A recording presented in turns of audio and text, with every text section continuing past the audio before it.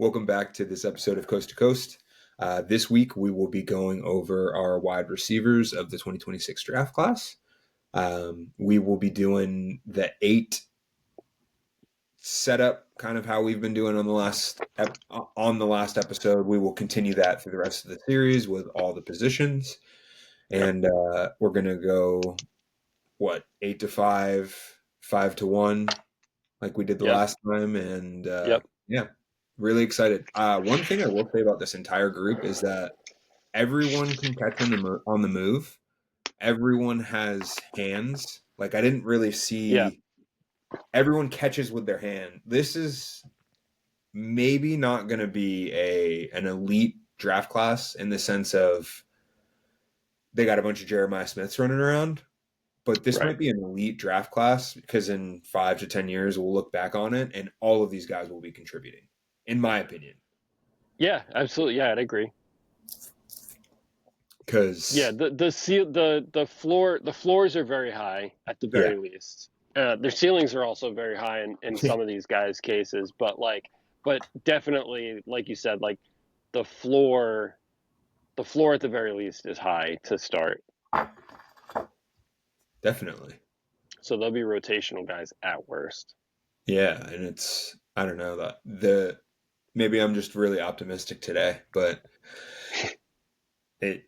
I could see all of these guys becoming number one wide receivers on their respective teams. But like you said, the floor on all of them is number 2, number 3 wide receiver, which you always need more than one. Yeah, I think one big thing too, and you had kind of said it when we were talking before the pod. A lot of these guys have, at the very least, an NFL build. Yeah, 100%. A lot of these guys are like, oh, is this guy going to be able to hold up? Like, maybe Singleton and Concepcion. They'd be the only two that I would say like could be a question mark. Otherwise, all these other guys are at or around that threshold where it's like, 6 foot, 200 pounds. Yeah. Like, I know some of them are like 6 foot, like 190, but like around that like 200 pound mark. You know what I mean? 190, 200 pounds, depending on, what time of the year, what they're doing. Because like that's the biggest thing. It's like the weight fluctuation between like what they're bringing in the season and what they're doing when they come to the combine and all that kind of stuff. But a lot of these guys have that prototypical size, which is nice to see. Yeah. Yeah, like Carnell Tate, 6'3", 193. I'd like to see maybe 10 more pounds on him, and he has room for it, obviously. So, sounds like, well, obviously, we will get more on him in a minute. I was about to just start doing great podcasting at one of our guys, but 8 to 5, I think our 8 to 5s are quite different. Yeah, that's kind of where I think 8 through 4 is really our differences, and then the top 3 is kind of we come to a consensus at the right point. It's hard where it matters. Yeah, no, definitely, and it's just, I don't know. They have the highest floor. They have those guys. I mean, our number 1. It doesn't matter where he were to play. He'd be elite anywhere, maybe outside of Ohio State, because Jeremiah Smith. But 2 and 3 are just in great situations, quarterback wise. Yeah, I think that's the biggest thing with those guys too. But more on that soon. So my list is kind of it can be a little bit more of a projection, just from. I mean, I guess not too much because, like we just talked about with our top 3s, but I don't know. It's either past production wasn't necessarily there, or I'm just kind of scared of their situations, more or less. But you want to start out with your number 8, because unfortunately he got bumped off of mine. I digress. No, but I agree with you in the structuring of the list itself, because I definitely did the same thing when I was building my list. Yeah. I wanted to look at this as just um, pure player profiles, like we did with the quarterbacks. Like I had a guy like Mateer at the top with Klubnik, and I had Levitt at the top with Klubnik because I was just looking at them as pure quarterbacks. And in this, I think there's much like you said, it's like there's a lot of variables to consider. Yeah. So you gotta kind of um, you've got to project a little bit on these guys. Not project in like a negative way, but like project as far as like what they're going to do when they get to these new settings. Because a lot of these guys are transfers. Yep. Like half of this list are transfers. So that comes into play a lot. And going into that with this guy that I'm going to talk about first, Makai Lemon at USC, he started out as a corner. That's a big part of my projection too, is like I'm scaling him back a little bit. I have him at 8. I liked him a lot. I saw a lot that I liked, but his freshman year, when he was a true freshman, he was a cornerback. He wasn't used more than a handful of plays on Yep. offense. So there wasn't a ton there. And then last year, when he finally did make that transition, and it was a little late, and he didn't do it like going into spring. He wasn't like, oh, I'm going to be a wide receiver. It was kind of a last minute thing coming out Yep. of the spring where they transitioned him. So um, his production was really kind of that like last half of the season was really where he made a difference. So that's also kind of part of why I've got him as far down as you do. We both do, because I mean, I know you said he kind of got bumped off your 8 spot. So I think we were probably kind of looking at it the same way, where it's like Yeah. he's got a lot. He's shifty. He's a quick athlete. Excited to see him play a full season at wide receiver because, like I said, he did have that late season production where he kind of came out of there. I would have liked to have more tape to watch of him if he was like, a second year guy. I'd probably Yeah. be a lot higher on him than some of these other guys. But I think he's got a lot of good traits, like all these other guys. I don't know. I just said that before. It's like he's got that prototypical size. He's 5'11", 190. So I mean, he's got that build that a lot of our number one wide receivers in the NFL have. Yeah. They don't need to be these towering wide receivers. They don't need to be 6'2", even 6'4". Yeah. Most of the number ones in the league right now. I mean, if you rank the top 5 wide receivers right now, a lot of them are going to be this build. So I'm not saying that that's a requirement, but he's got the required traits to at the very least be an NFL quality wide receiver. And I liked what I saw. He's also at a bigger program. I mean, he's in a Lincoln Riley offense at Yep. USC. So I mean, if he does have the skills to do it, it's a good place to be. So I like Lemon a lot. He's one of those guys that I'm going to keep a close eye on, and hopefully he moves up our list come draft season. Yeah. He's electric after the catch. Yep. That's kind of what it just jumps out at you. And I really like that he can do kick returns because Yes. early on in his career, obviously special teams is a very easy way to make a team, right? Yep. I mean, look at Devon Turpin. Let me see. Turpin. Yeah. Turpin. I just got to get his name for prosperity. Cavante Turpin. Sorry, Yes. sorry, Cavante. Just had to do that. He obviously cut his teeth as a kick returner, punt returner, all that type of stuff, and then ended up turning into now a pretty solid weapon for Dallas. So worst case scenario with Lemon, he can kind of cut his teeth on special teams, but I don't think he's going to need to do that because I mean everything you said, and it takes time to develop that type of chemistry with a quarterback, especially if you hadn't played wide receiver in a year, right? You said he played corner. He played both ways in high school.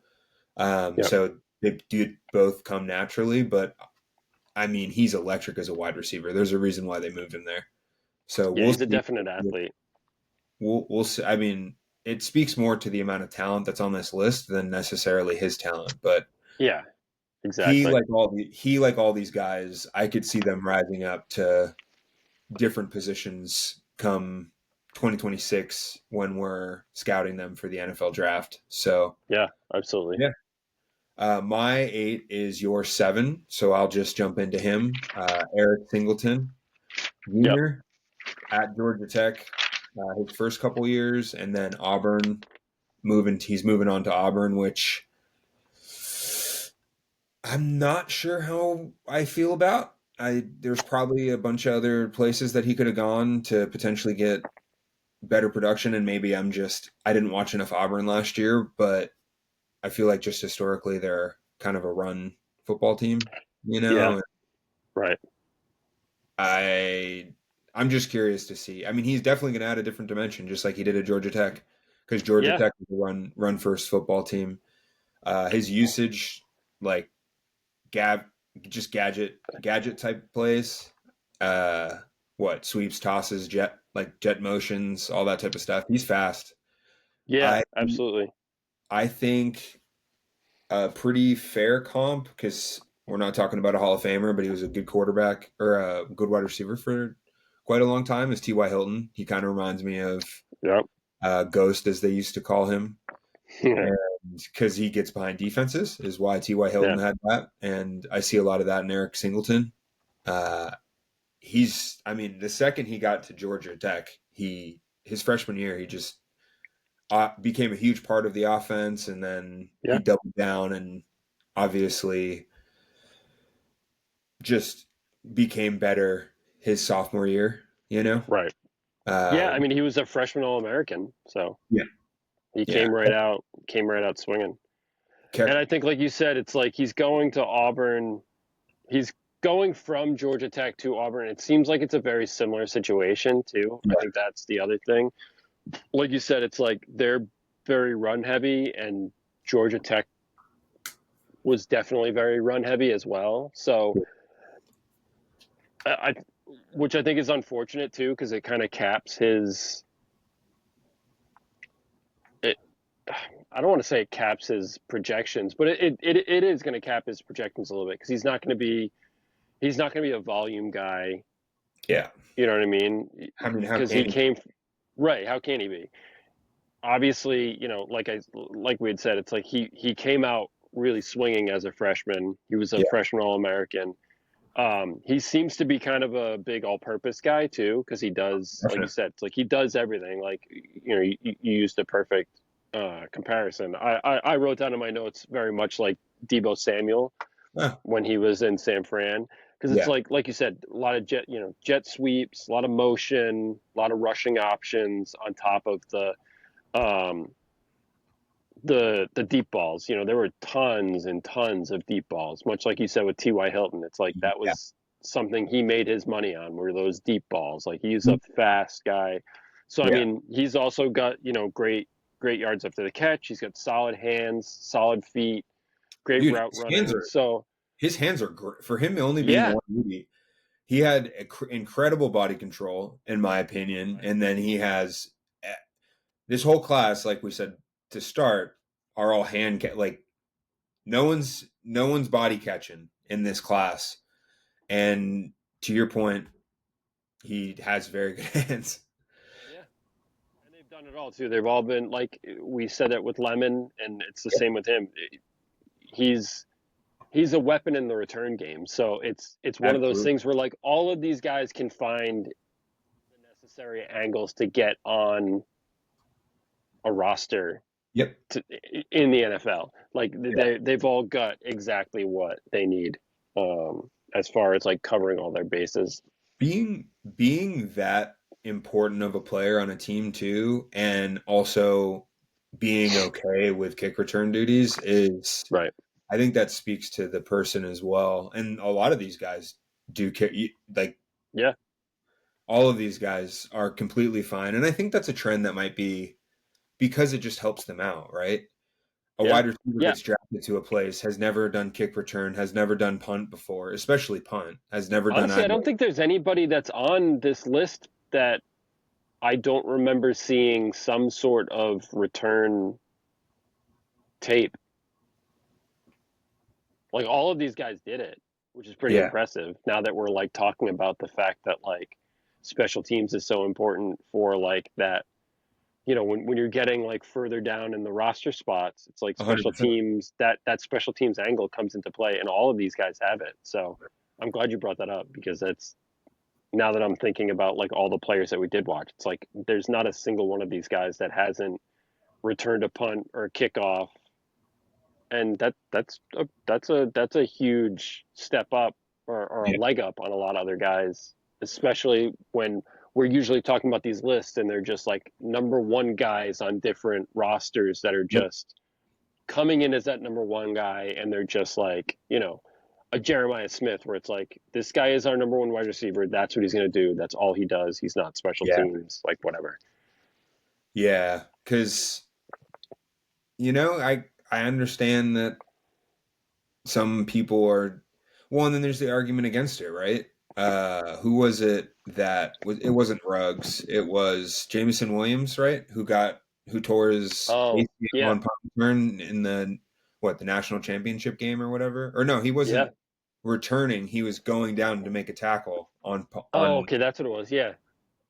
and you just lost one of your most dynamic weapons because they obviously had stable that year, but. Right. Yeah.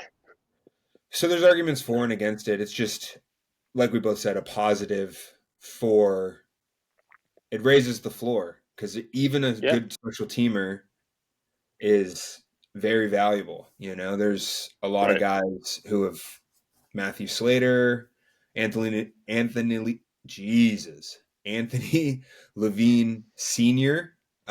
Just a lot of great specialists over the year. Well, not specialists, but special teams players. Special teams players. Yeah. So Singleton's your number 7. Singleton's my 6. Singleton's your 6. So Tate you is my go. 7. Tate is your 7. So Yeah. which So I have Carnell Tate is my 7. Um, I know we talked about this a little bit. I know he's a little bit higher up on your list. yeah, he's at 4 for Um, me. he was one of those guys that, um, he's longer, he's leaner. Yeah. I think like you had brought up. I don't remember if it was at the beginning of the pod or if it was right before we started, but like you'd like to see him add a little bit more to that frame, because he is a little bit taller than most of these other guys that we're Yeah. talking about that have that like around 5'11", 6 foot frame with the. Um, he's not a super flashy guy. Mhm. I think you brought this up too with he seems to be taking on that like leadership role with Ohio State, Yeah, I read which is some. huge. Because of like the wide receiver room as is, there's not a ton of leadership there. I shouldn't say there's not a ton of leadership. There's not a lot of veterans Yeah.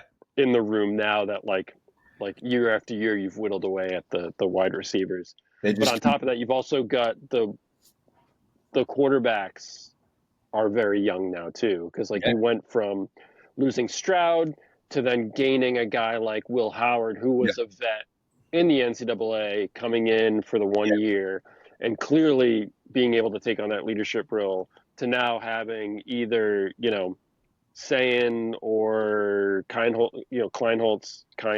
Kleinholtz as the starter, and neither one of those guys have any experience to this point leading a team. Yeah. Not at this level, at least. Obviously, they're top talents and they're in these positions for a reason. But It's um, you really like to see the guy like Tate, taking on that leadership role. Like I said, he's a longer, leaner wide receiver. Reminded me a lot of Olave when he was there, Yep. because he's just kind of like, um, even like Buka a little bit, with like that security blanket mold. He's not super flashy, but he's always open. He's always there. That number 2 guy behind Smith. That's just super reliable. Um, and once again, I know we're going to say this all the time, but just like solid hands. Yeah. All of these guys on this list have solid hands. There's not a single guy on this list where you were watching the tape and you were saying like, okay, drops are a concern here. Yeah. None of these guys have that issue, which is great. It's fantastic. It speaks volumes once again to the fact that maybe none of these guys are generational talents, but they're all quality NFL Yeah. talents that are going to be more than capable of being role players at the very least. And I can't help but like Tate. I know he's kind of low on my list, but he's still somebody that I could see easily going in the second or third round to Yeah. a lot of teams. Assuming he doesn't Ibuka his way up the list, right? Yeah. Because I don't know. Yeah, he only had 3 drops all year. Yep. He had a 76% catch rate per PFF, hauling 52 out of 67 passes, which is, Wow. That's pretty legit. So I think, as you mentioned, the talent drain. I think the talent drain is going to increase his production. Yeah. Quarterbacks do scare me, and I was incorrect. He's my 5th player, not my 4th. My 4th is to be said. I think I said 4th earlier, and my list is okay. Sorry, one behind. Yes. That's my bad. Good keeping track of things and podcasting, but yeah, numbers are hard. What'd you say? I said numbers are hard. Numbers are hard. Numbers are very difficult. 1 through 10 is tough. So your 7. So my 7 is actually Denzel Boston, which I think he's higher up on your list, if I'm not mistaken. He is. Yes. Yeah, I have Denzel Boston as my 5. Okay. So he's my one of our traits guys. Yeah, he's definitely a traits guy, to be quite honest. And he's 6'4", 209.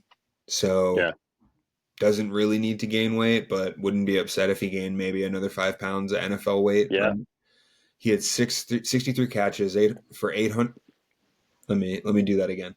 He had 63 catches for 834 yards and 9 TDs in a UW offense that was pretty lackluster last year. I don't know. I wasn't very impressed with, speaking of talent drain, as we were talking about with Ohio State, UW definitely had some talent drain when DeBoer went to Alabama. Yep. Good for Boston for staying, though. He was honorable mention for all Big Ten, from my understanding, and didn't really have much to do in 2023 because of, obviously, Rome Odunze, Jalen Polk, and McMillan. So we're going to talk about it because all of these guys pretty much do it, but I love the fact that someone who's 6'4", 210 is doing punt return. And I think that speaks to who he is as a wide receiver with his sure hands. He's another guy. All of them, again, we're going to beat a dead horse with this episode, so by the end, you're going to tell us to shut the fuck up about it. But his hands are great, man. He catches the ball well in motion. All of these guys, you can just say that about. And he was actually a great round. Jesus, I am struggling today to speak. He is definitely a great route runner for how large he is, because he's a big guy and he's pretty sudden. I would like to see him do more in the offense, just kind of see, like, just move him around. I don't know. I feel like that helps out quite a bit. I didn't see him do too much. Maybe he's not a slot guy, but I think you can bounce around from side to side and kind of take advantage of the defense on different sides of the field instead of just being stubborn and keeping them on one side. But all caps, he has a nasty whip route. There was a couple whip routes that I saw. One for a touchdown and another one I believe was for a first down on a third down conversion. And again, someone that size shouldn't be moving like that. And he also had a deep whip. I don't know the exact terminology, but a deeper whip route as well. He's okay. I was very I was very impressed with his body control, his for again being 6'4", 210.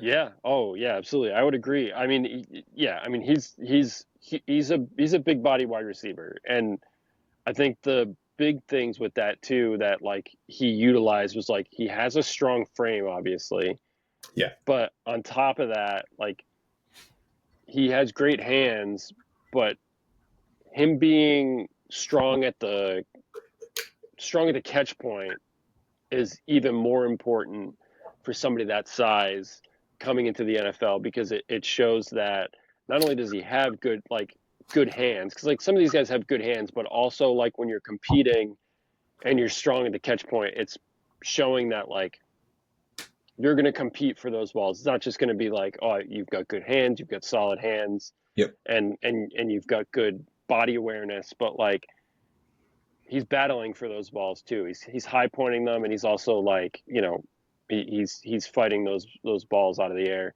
Yeah. But the other thing I liked too, with the fact that like yes, he has a strong frame, but also like his contact balance was really good. Like Yeah. he runs like a running back more than a wide receiver, which was terrifying at times. And then, like you said, it was he's a solid route runner, and he seemed to be. Um, I don't want to immediately like go to like the football IQ thing, but he seemed very smart as far as Yeah. like finding the weaknesses in coverage and Yep. utilizing his route running to affect those things because he is quick for his size, but he's not the fast. Like he's not super fast, but Yeah. he's quick. He's quick for his size. So I'm not. I think him utilizing those things to kind of get a leg up on the competition on the Absolutely. secondary itself, I think is huge because like he's a big guy and he's not the fastest guy, but like he knows what to do to capitalize on, soft points in coverage or 100%. a weakness here or there, which I liked a lot and I saw a lot, which is good because like you said, they lost a lot on Yeah. that team. A like player wise, but Yeah. B structurally they lost a lot. So it's like he went from really not being involved to having 800 plus yards on the year and Yep. almost 10 touchdowns. He could have easily had double digit touchdowns for his first year. So, Yeah. I mean, even a marginal increase is going to be huge, even in a possibly bad offense. No, I completely agree because it's yeah. He's long story longer. He's just a great Jesus. He is just a quite. I'm gonna have to cut out quite a bit so far. He's just a great wide receiver, honestly. And Yeah. I'm really though I know I'm not excited about the offense that he's playing in, I am excited about his 2025 season because Yeah. I think if they can feed him because didn't they lose some running backs, which is why you drafted good podcasting, folks. Good podcasting. Oh wow, Corey Dillon played for. That's wild. Dope. I think that's what it said. 2024, 2025. Nope, I was wrong. They did not lose, so they still have their backfield. So they probably still will be run heavy, but that's not an issue Yeah. because why not utilize him? And they still have the same wide receiver, and I feel like he started to trust him a lot more and all that type of stuff because it's Right. not that he played with a Dunze Polk or McMillan, but it was his first year. Everything should get better. Yeah. It's tough for that much change, that much turnover because they lost literally everybody. Yeah. And I mean, here's the other thing too. A big part of this is not all prospects really work out in college because of Mm. the situations they're in. Yeah, And I think that's a big part of our projections here too. Is Yeah. not all these guys are gonna have super productive college careers, much like the situation that Denzel Boston is in Washington. It's not the flashiest system, it's not the flashiest program, and you know, he doesn't have one of these, top end quarterbacks like somebody like Tyson or Williams has, Yeah. or even possibly Tate and Lemon, because of the situations they're in. But he's got NFL traits, and on top of that, which we talked about before the pod, he's got an NFL bloodline. Yeah. His dad played wide receiver in the Absolutely. NFL, so he also has that to fall not to fall back on as far as like it catapulting him in any way. But he's got that ear to Yep. go to, with somebody that's been in the league and somebody that played in the league for a long time too. I mean, Yeah. David Boston bounced around a little bit, but he was a quality player everywhere he went. So, 100%. um, and he's also got a very similar build. I don't think he's as fast as his dad, because Mm-mm. David Boston, if I remember correctly, was like a 4.3 guy. But like, um, he's got everything as far as a prospect goes to be a quality NFL player. Even if it doesn't work out this year at Washington, even if it's not like a huge jump up, and he still has that, like, 50 to 60 reception year with, Yeah. 800 plus yards and, a handful of touchdowns, I think he'll still be somebody that teams are going to look at and say, yeah, this guy's got the traits. And like we said, there's the bloodline there that helps a lot too. Def- Um, definitely. so yeah, I'd agree with you. I think he's got that NFL athlete written all over him. Absolutely. So he's my 7. Yes. Who is your 7 then? My 7 was Tate. Wait, that's right. So Yeah. so My your 6. six, my 6 was your 8, was Singleton. Okay. Your 6 is my 8. So we're good there. Tate. Yeah. I swear we did also go over this prior to the pod, and sometimes things don't go as planned. It happens. So We're 5, human. We're human, right? yeah, and we're awful at podcasting. So thank you to anyone who would subject themselves to to this. But we are getting better. Not gonna lie, I'm, But I'm excited. your 6 is a little bit further up on my list.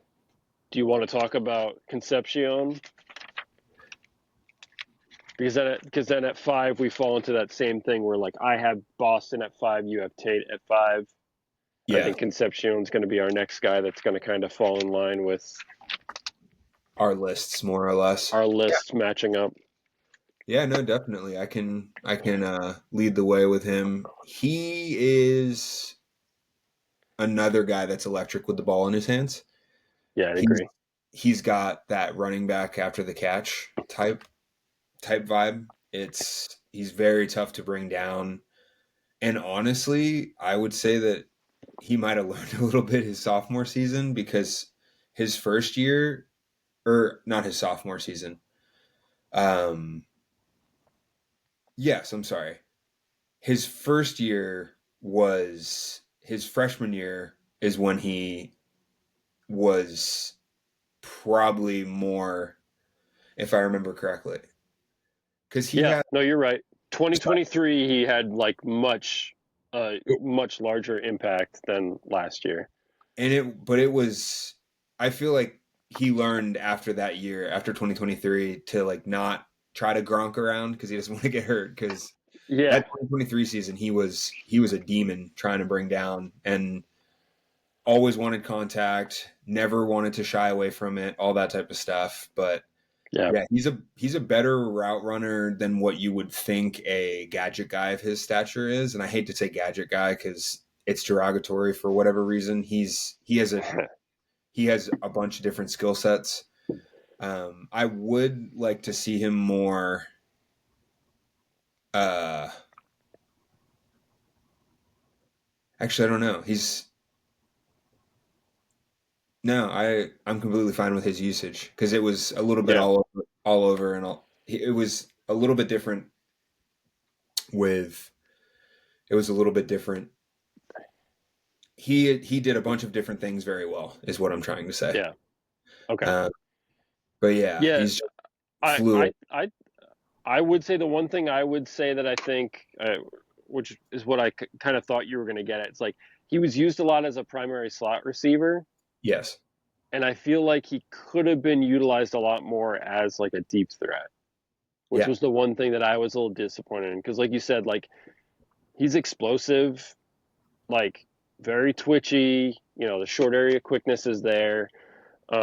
He's got great technique Yep. and good route running. So it's not like he's like a one trick pony where like he needs to be in the slot, you need to get him into open field and things like that. But like he had really good vision in the second level. So like I feel like he's the kind of guy that you would want in more situations than just having him as a slot receiver.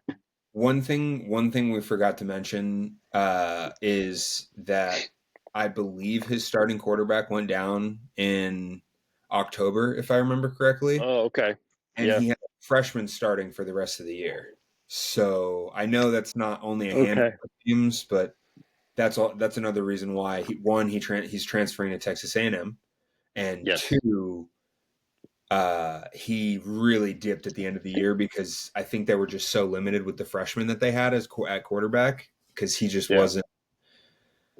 I mean, you saw it. You know, they started using him a lot more in like obviously they used him with the other quarterback in the backfield, sweeps, motions, Yeah. all that type of stuff. But I feel like they really turned up once they realized that they didn't have too much of a passing threat at quarterback. I feel like Yeah. they just started spamming him as a kind of do it all weapon and placing him Yeah. different. So that was another thing that should have been mentioned because his production wasn't very impressive No, no, it certainly in wasn't. 2024. I think it was only a couple hundred yards too, or like 400 yards comparably, Four 460, yeah. which is middling. But then again, you have to keep in mind with the quarterback, and it makes sense why he's going to Texas A&M, which Yeah. hopefully means we say this every year, they get a lot of talent, and for whatever reason, they Yeah. just can't put it together. But Yeah. that was the I mean, the sorry, one thing that does stand out for him, hopefully, and hopefully this translates, is like he's obviously got a nose for the end zone. yeah, that's fair. Because I mean, he had 16 touchdowns in the two seasons. He had 10 that first year, six the second year. So Yeah, hopefully that's just like who he is. He's got yeah. that. He's got that explosiveness to hmm just be that guy. One, I know we already used Debo as a comparison, but maybe he can all-purpose yards his production a little bit better Yeah. as well. Kind of like you were saying with Singleton. Um, he's another all-purpose yards guy where he could have Right. pretty solid production either way. Yeah. So yeah, that's my. Sorry, I'm just Tyson Williams, Surratt, Tate, Conception. So that was my six. Who is your Yep. six? My six was Singleton. My That's right. Who is your five? five was my five was Boston, who Five we was Boston, discussed. which we did just discuss. So so now we're on to four. Now we're on to four. Yeah. Yeah. My four was Concepcion, who we just discussed. Yes. So my four would now be Elijah Surratt. Yes, who I don't have on my list, ironically enough. It is funny. But you're very high on, so I'm excited to hear what you have to say about him. So it's kind of a vibe thing for me. I just, I mean, he's an Indiana player, so obviously he's well coached. Yeah. Now he played a couple games, man.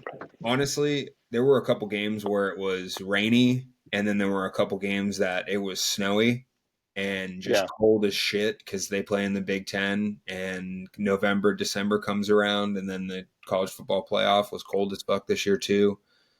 He Right. just and then you go to James Madison to now Yeah, I was gonna say, yeah. one of those guys. I don't know. He just seems like a dog to me. Just one of those guys. He's not like Tate was one of the. There's some guys on here that don't necessarily look for contact when they're run blocking. Yeah.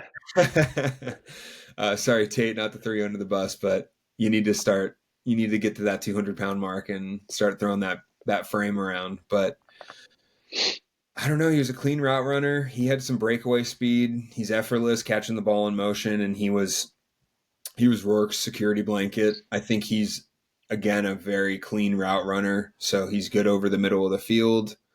A lot of quarterbacks in this class like the hospital ball, huh? Yeah, concerning amount. Yeah, putting these boys in harm's way. Rourke had a couple where I was like, oh man, this wouldn't have survived. You wouldn't have survived in the 90s or the 2000s. Yeah, the CTE eras. But I want to see him in the slot. He's another guy where it's. I wish that it's kind of like Justin Jefferson at LSU, and I'm not comparing any of these guys to the best wide receiver in the league and who will probably be one of the greatest wide receivers of all time when it's all said and done. I'm just saying everyone thought he was a slot merchant and he couldn't play outside. Right? I'm remembering that correctly. Yeah. Yeah, because that was all he was used as at LSU. Not that he could only do that, but yeah, at LSU with Burrow, that's like what he was utilized as. To be fair, there were other guys there, but also, so I think Surratt kind of, it's cool that he can be an outside wide receiver, but I'd like to see him and kind of more or less, I don't know, he's good size too. So he's 6'2", 210. Yeah. Which is solid. Like we're all talking. So I'm excited to see him in 2025. He's in my opinion, has an upgraded quarterback, though Cignetti loves those 6'5", 225-pound white dudes. Yeah. Well, I don't think he's white, but I think he's Hispanic, if I'm not mistaken. Yeah, Mendoza. I don't think he's Mendoza. White. It's definitely but no, I agree with you though. Like he's definitely one of those guys that battles. I definitely saw him as a big contested catch guy. From the tape that I did watch. There was a little bit too much of a decline for me as far as like statistically. Like he had the same amount of touchdowns, yardage went down. I mean, the one good thing was like his yardage went down, but also like his yards per game was still hot. Statistically speaking, like he had less receptions, but like his yards per catch was probably higher. But yeah, that was my big concern. Why I kind of like bumped him down off of my list was because of the fact that I didn't really know what to expect from Mendoza coming over from Cal. Yeah, that's fair. So that was like the one thing that because I wasn't blown away by Surratt, so it was like one of those things where like I'm not blown away by him, and I don't really know what his situation's going to amount to. So that's why like somebody like Lemon, who I was like a little bit more impressed with, and then Boston, who, like I said, I think has like all of the traits to just be that guy, even though he has kind of an underwhelming situation. So that's fair. So that was kind of why I kind of did not have your number 4 guy on my list. I mean, it makes sense. Unfortunately, I'm also just an enormous Indiana Hoosiers fan. I'm just kidding. True. I just like Cignetti. I think Curt Cignetti is a great coach, and I respect his steadfast belief that the old school mentality is going to work. Okay. So, no, I don't know. So, Surratt I watched him. I know. Ed's like, who gives a fuck? Ohio State over there. Sick little bro. Cool story, bro. His release package, honestly, as well, was pretty impressive, if I remember correctly. It was just I don't want to say Keenan Allen.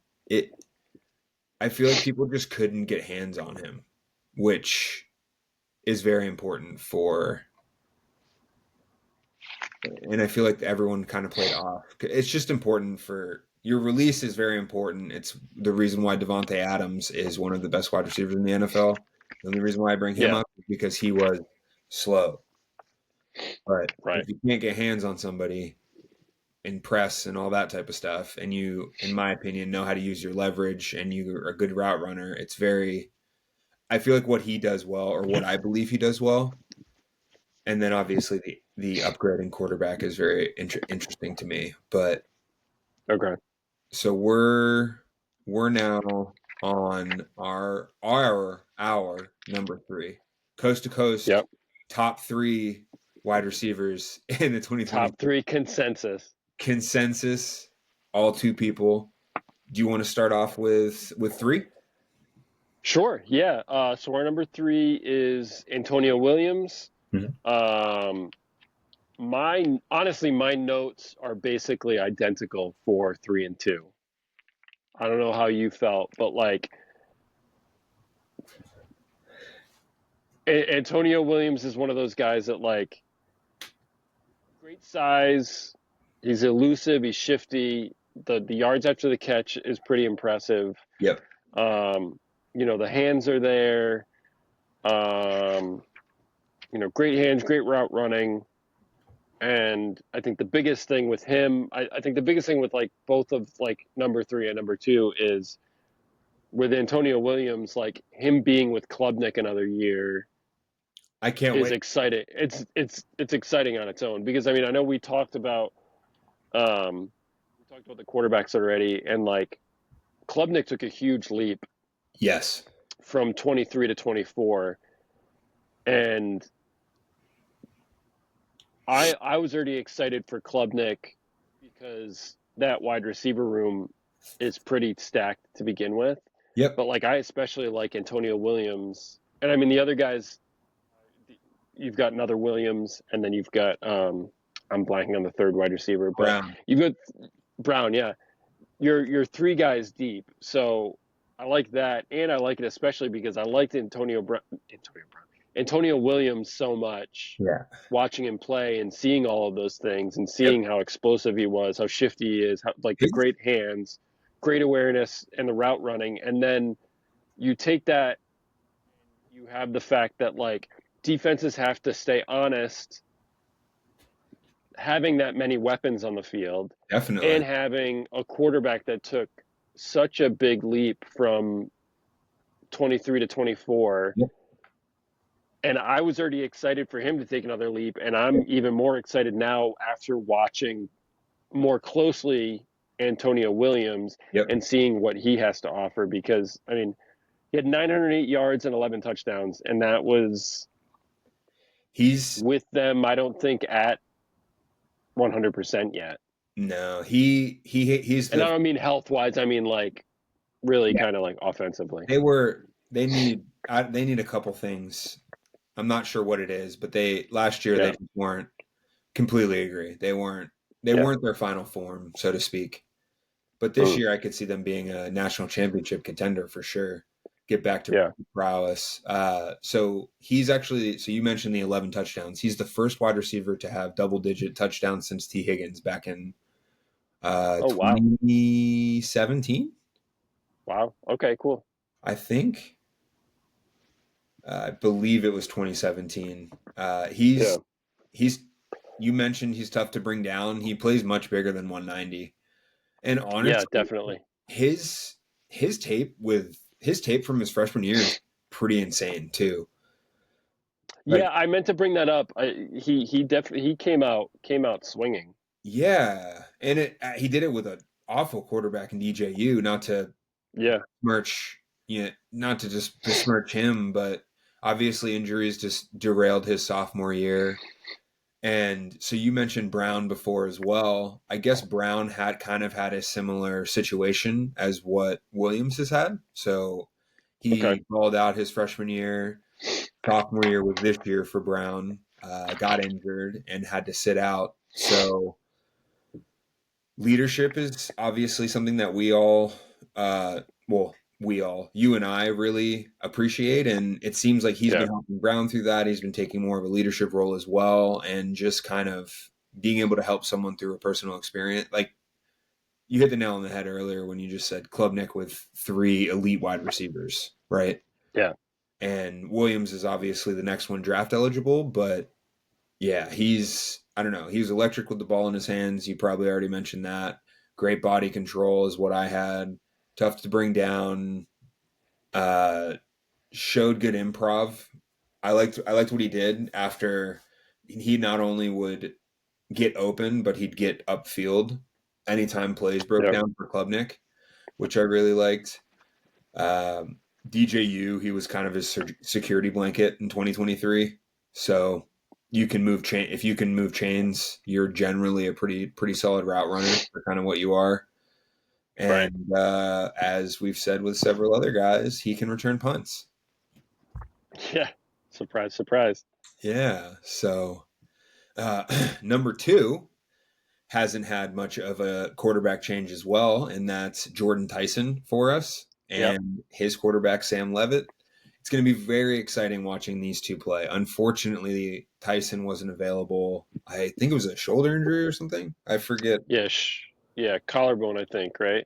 Probably from some of those hospital balls that Levitt was feeding him. Jeez, dude. He took a couple Yeah. shots where it's, sorry, this isn't a, sorry to besmirch uh, Sam Levitt, but I mean, 75 catches, 1,101 yards, 10 touchdowns, pretty elite body control. Yep. Like when the ball's in the air, just knows where to be, knows how to contort his body to get in the position to catch the ball. He was a willing Yeah. blocker, but not always the most effective. He'd kind of like someone who's 200 pounds to. Yeah. He didn't olay people, but he at least he tried. So maybe if Yeah. he gets a wide receiver coach that kind of learns him up a little bit. He was a great deep threat, um, but for some reason I feel like he got hawked down quite a bit. Like he never had those super long touchdowns, which isn't an Yeah. issue. I'm not. Right. I'm fine with a 40-yard, a 40-yard bomb, but Right. I feel like he always kind of got hawked down for some reason. But that also could just be it happened twice and it's not too much of an issue. Yeah. I feel like you're right. I feel like he was battling a lot constantly. There was always somebody on his hip quite Yeah. often.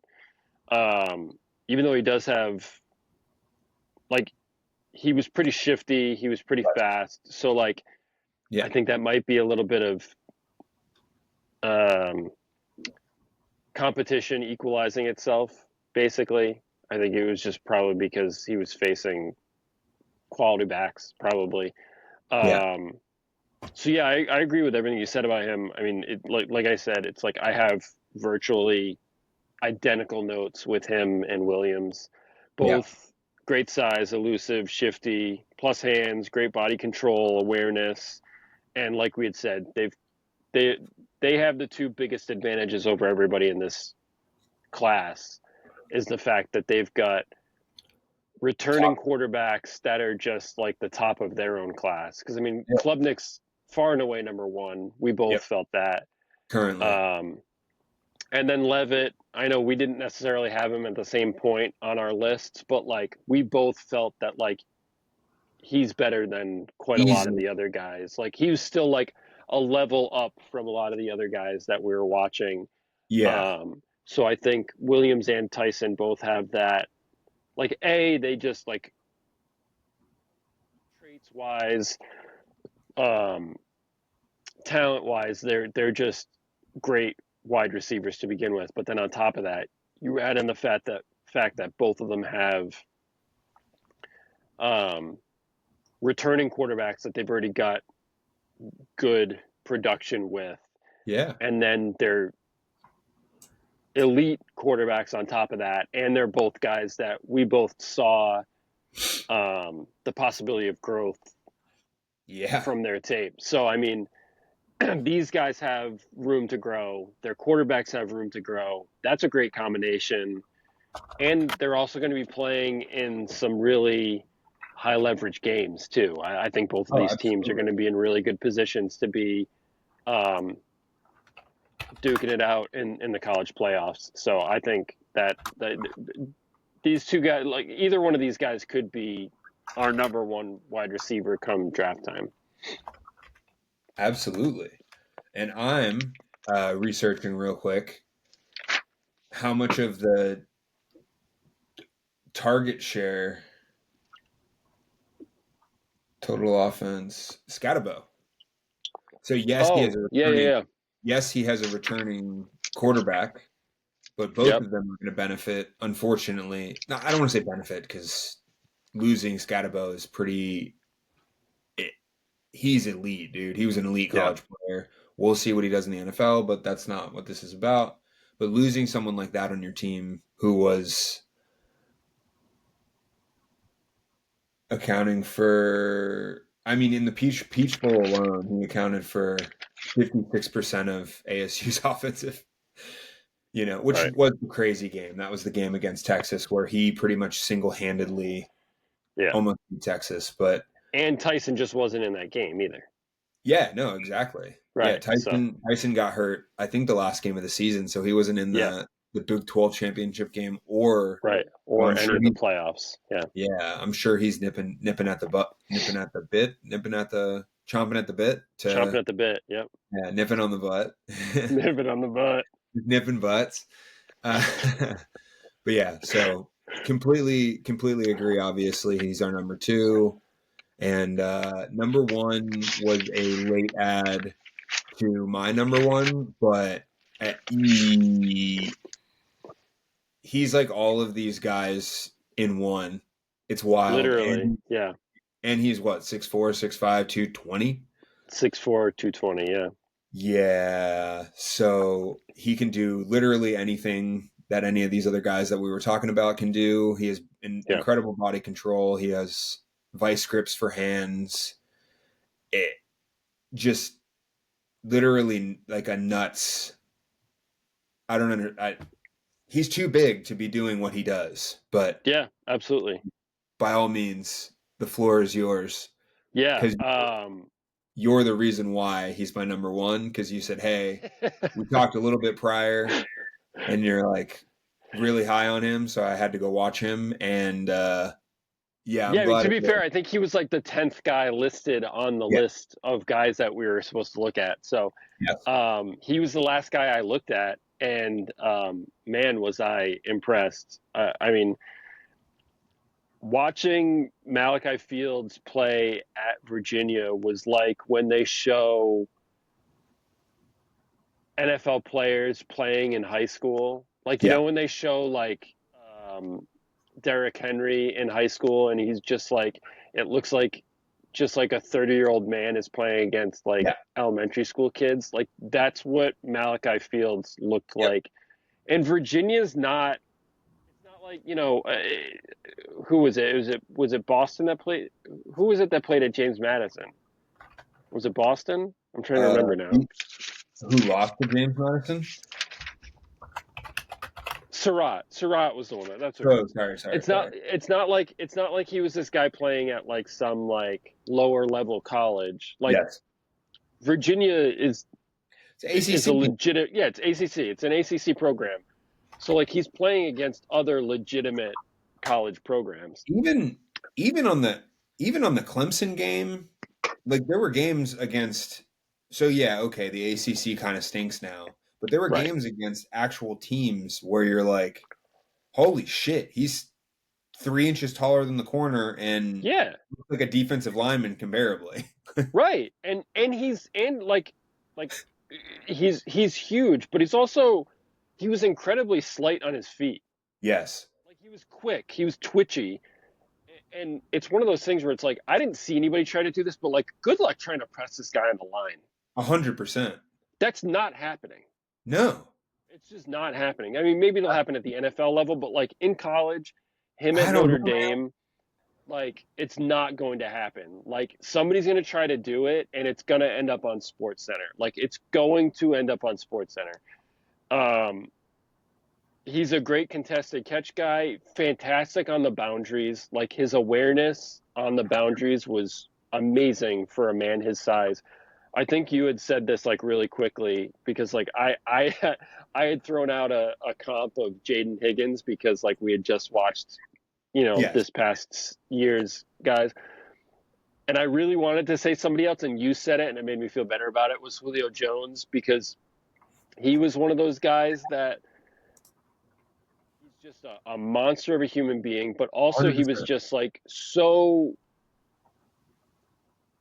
quick on his feet, not quick on his feet, so like light on his feet, I should say, and like the awareness he had to make those plays on the boundaries, like his body control on the bound in the on the boundaries, and in the positions that you need him to be light on his feet, Yeah. he did those things, but he was a bully at the same time. Like he was not going to be, um, he wasn't going to be that twitchy yards after the catch guy when he was being swarmed by multiple defenders. Then that's when he hit that next level, and he was kind of throwing guys off of him and things like that. Um, you know, 23, 24, he didn't have huge production at Virginia. He had about 800 yards receiving, 5 touchdowns, which is good production. I'm not saying it's not. I'm not No, saying it's bad. It's just like you would expect more from the tape. Watching the tape that he has, you would expect much more than the stats that are on the sheet. I think, Um, but I'm really excited to see him at Notre Dame, especially with the fact that they've kind of taken a yeah, step up in the last few years. yeah. I mean, he's going to benefit from Notre Dame, who's their. They just got a good quarterback transfer, right? Or he was currently there, Yeah, I think he's a red shirt car. but that helps, right? Yeah, right, And like you said, a step up. I mean, that's a step up. It's not a step up from competition because it's all FBS or F. right. Yeah, it's all FBS. I always get those confused. FBS, FCS. It's all the same. But Notre Dame, like you said, they actually. I mean, they were in the national championship game this past year. Yeah, Until Ohio State smacked them out. But it's going to be exciting to see what he's able to do with them because I mean they have good running backs. They always have a good offensive line. I don't know the yeah, last time Notre Dame didn't have a good offensive line, and then their defense, yeah, they lost a bunch of pieces. He's just going to be better supported because I think, like you were saying, it was middling. Like you yeah, see his usage and you see how he was, but everything was middling around him, and he was just kind of like, right, "Holy shit, there's a fucking unicorn on the field." yeah, So it's nice that he got out of Virginia jail. And I'm no slight to Virginia. It is what it is. Like you guys know, you're not national championship contenders, but mm, going to a more, and then Marcus Freeman, clearly one of the best coaches in college football. He's an elite right, guy. Clearly what he did. It's no longer the Riley Leonard show. So it's not going to be run first, right? Or maybe it will mm, be, and he'll benefit from that as well. I right. don't know. I didn't have him. I almost didn't watch him for this, but through your guidance and wisdom, you said, "Hey, you need to watch this guy because he's my number one." And Yeah, I just wholeheartedly agree with everything. I don't want to say, so if he's probably going to be, in my opinion, the first blue chip wide receiver since last draft, right? Not this past draft, the draft before. This past draft mm, didn't, I don't, not the first. That was a dumb way to say that. This past draft didn't have a blue chip wide receiver, right? right. Yes, More or less. Unlike the one before that, like Malik Neighbors, blue chip guy. You can't. right. Marvin Harrison. Marvin Harrison. Yeah, I know he didn't play well, but he would have been right. classified as a no brain blue chip guy. Yeah, And Malachi Fields, as it sits right now, in my opinion, even though he doesn't have the tape and the stuff to back it up, he's the unicorn in the field of, I mean, super solid horses, right? Like yeah, all these guys are fucking. We talked about it before. All of these guys are going to be are going to be at the very worst like solid contributors and special teams guys, and their Yeah, ceiling is great, good to great wide receivers. So right. Malachi Fields, congratulations, you are the 2026 wide receiver one for Coast to Coast, and Yeah. that wraps up our wide receiver Tra- ranking. Traits Guy Hall of Fame, by the way, too. I mean, we might have to start that. That might just have to be a thing.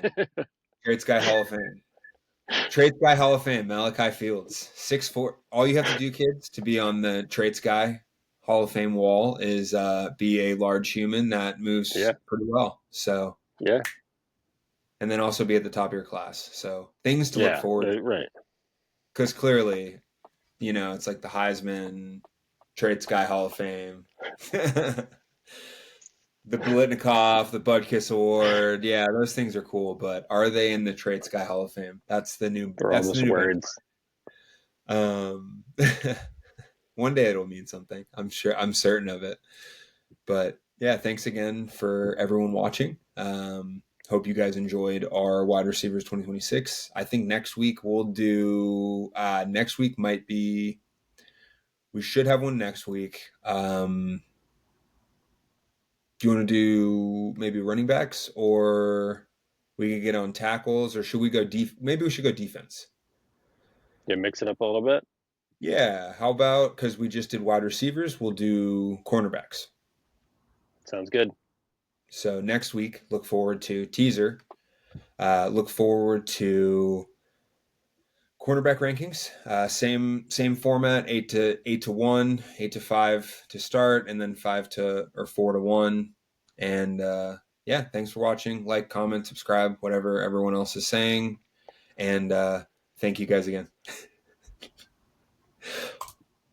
Wait. Okay.